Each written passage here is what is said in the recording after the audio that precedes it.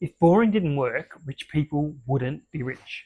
The problem isn't that you're doing the wrong things, it's that you're avoiding the boring ones, the ones that aren't exciting. Because boring doesn't give the dopamine hit, it feels unproductive, and it doesn't make good screenshots for Instagram, your highlight reel of your life. But money doesn't grow from excitement, it grows through repetition. Every wealthy person you admire got there by doing a few very unsexy things for a long time. And once you understand why boring works, you stop chasing motivation and start building inevitability. That's why boring equals rich. Let me be clear, boring doesn't mean careless, it doesn't mean unintentional. Boring is when your money has rules before emotions ever show up. Most people are waiting to feel good, right? Ready to do the right thing with their money. But feelings are unreliable. We don't build wealth by doing what feels good. We build wealth by doing what actually works. That's what's boring, not exciting to watch. It removes drama from the process, and once emotion is removed, money starts behaving differently, which brings us to the real problem. Number one. Ready? First problem.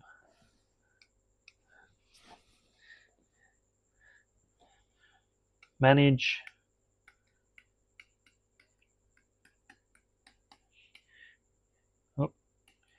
your emotions.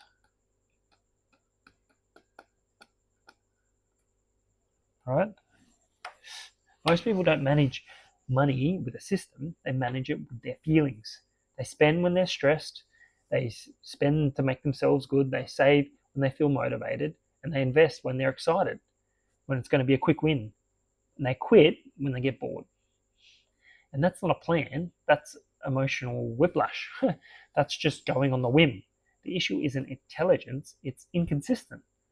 The money doesn't know what to do. Money needs stability to grow. Emotions create volatility. Emotion is the enemy of compounding. Not because emotions are bad, but because they change faster than the wind, faster than wealth ever will. Okay, so you need to manage your emotions. That's what rich people do. Okay, ready? Number two. Rich people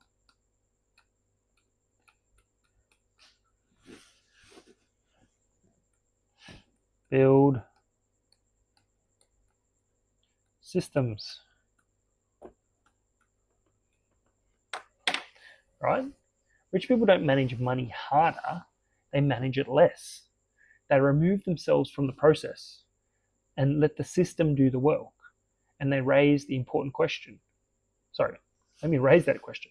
What is a system? Have you ever thought about that? A system is a set of decisions that you make once, you make today, and they keep working over time. That's it. The system doesn't rely upon discipline, and it doesn't wait for motivation. And it doesn't care how you feel today or tomorrow or the next day, which is why it works.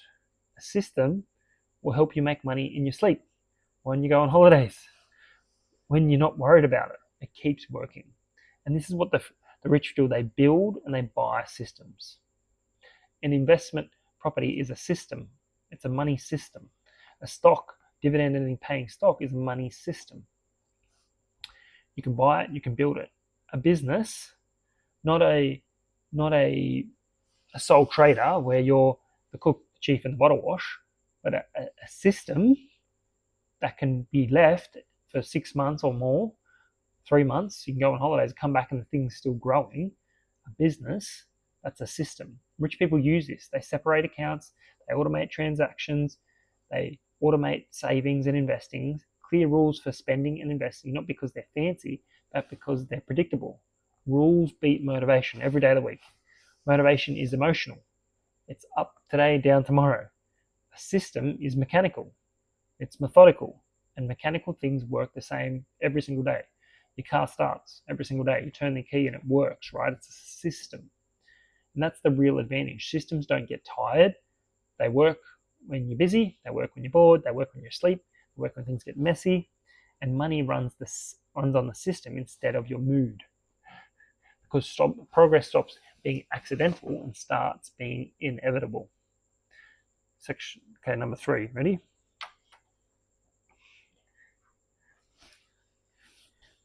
Three. How it's boring is how rich people, how they think, right, about flow. That's money flow, right? Flow. They don't ask, can I afford this? They ask, how can I afford this? Where does the money go next? And that there's a shift there. There's a change in focus.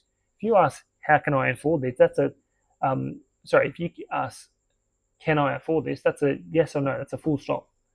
How can I afford this? Where does the money go after this? That's an open-ended question. That's a creative question. That's a use your brain, think outside the box. What are we going to do next? It's not a full stop. It's not an end of the line. That question changes everything.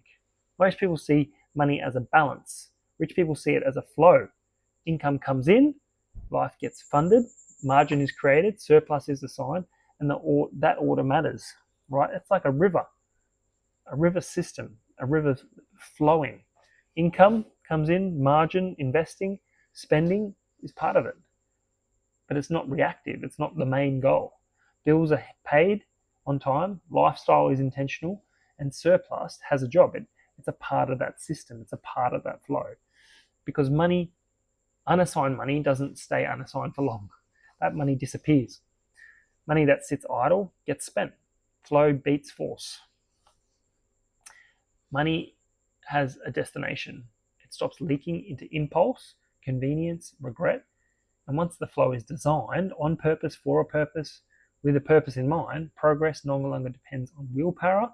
It becomes automatic. Okay, number 4.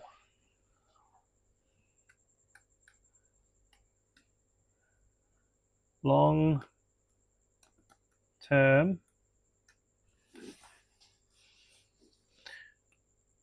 orientation. It's a big word, isn't it? Oh. Long-term orientation. Orientation is focus. What are you oriented towards? Are you focused on tomorrow? Are you focused on today? Or are you focused on long-term, building long-term wealth, generational wealth, wealth for my children's children? That's what the Bible talks about. A man is to lay up an inheritance for his children's children, not for himself. This is where most people lose, not because they don't understand money, but because they don't understand time. Rich people don't think in weeks, in months, in days. Instead, they think in decades. Instead, they think in generations. How am I going to set this up for my children, my children's children, so that they don't have to start from zero. They don't have to start from scratch. That's what I'm trying to do. I'm trying to set my children up so they don't have to start from ground zero. We can give them a head start. We can imagine this. Imagine if your parents, when you got married, gave you a house and riches. Wouldn't that change your focus? Instead of trying to obtain house and riches, you could focus on something else.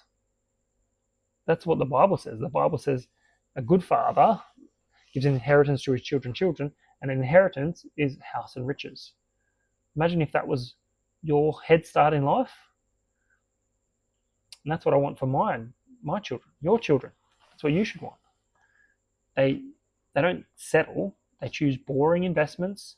They ignore the noise. They resist the urge to do something impulsive. And they build wealth over time.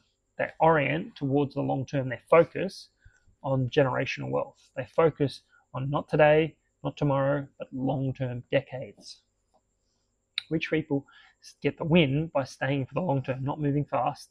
Speed feels impressive, right? Oh, look what I just did.